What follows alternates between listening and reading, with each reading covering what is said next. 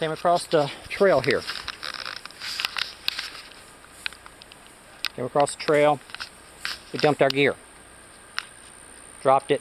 I told the guys, I said, alright, get in the water.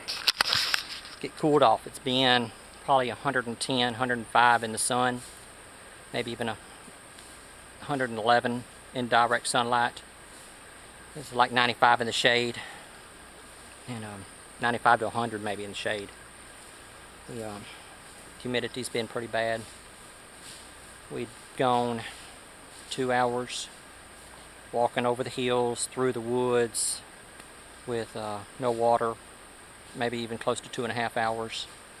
I started experiencing symptoms of heat exhaustion. Corey was too, and Hunter somewhat also. The flushing of the skin, turning red, exhaustion, stomach cramps. We got here. We dropped my boots. There's my bandana I had in my pack. There's my pants. All I'm wearing right now is my underwear. Grabbed my bottle. I dropped everything. Took my hat off, took my watch off, dropped my pack, grabbed my bottle, took the lid off, used the bandana as a pre-filter, stuck it in the water. With my toes. Stuck it in the water, and I don't recommend that you drink untreated water. That's what I do not recommend. But I needed to get fluids in me quick. I knew that I needed to get cooled down rather quickly, real quick. Shoved the bottle and put the bandana over the jug, and shoved it in the water. Squeezed the bottle to force the air out, or it sucked the water in. Held it there for a few seconds, pulled it out, chugged it. A few seconds later, it all came back up. And it was projection vomiting. Had, I think, 3 spouts of it.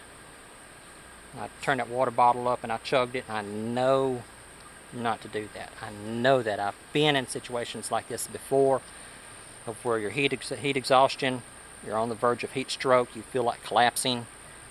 Take that water, chug it.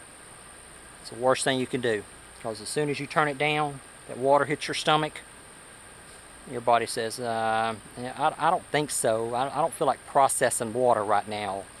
Here it comes. And then I was just sitting there on the edge of the water, and hurled it back up. That's alright, the minutes came around eating the little chunks. I was disorientated. The kids weren't so bad. The kids, they dropped their gear. There's Hunter's pack, Corey's pack, Corey's water filter. We broke it out a few minutes later. They've been eating. I have not been able to eat anything.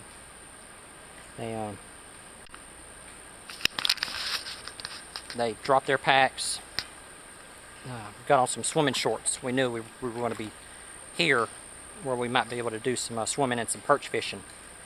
They got off in the water, got cooled off, and I knew that I had to get cooled off.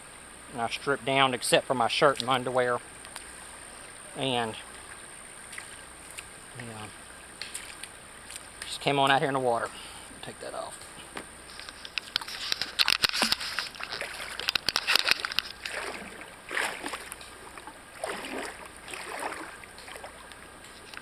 Oh man.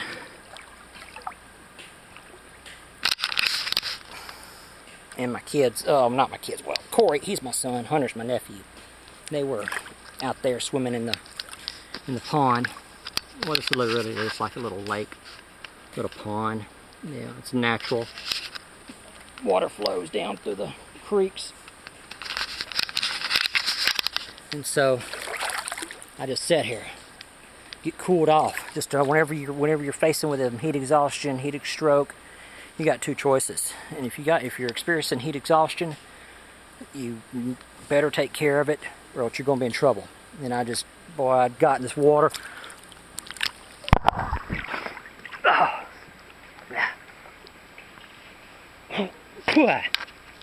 Get cooled off.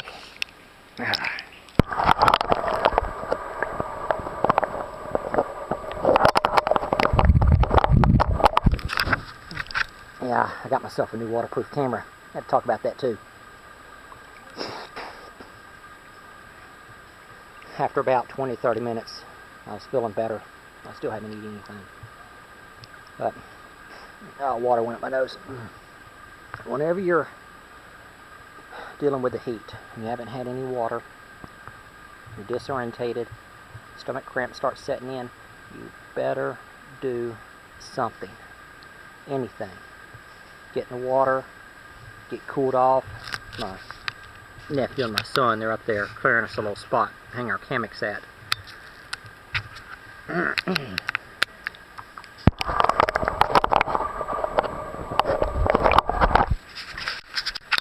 So,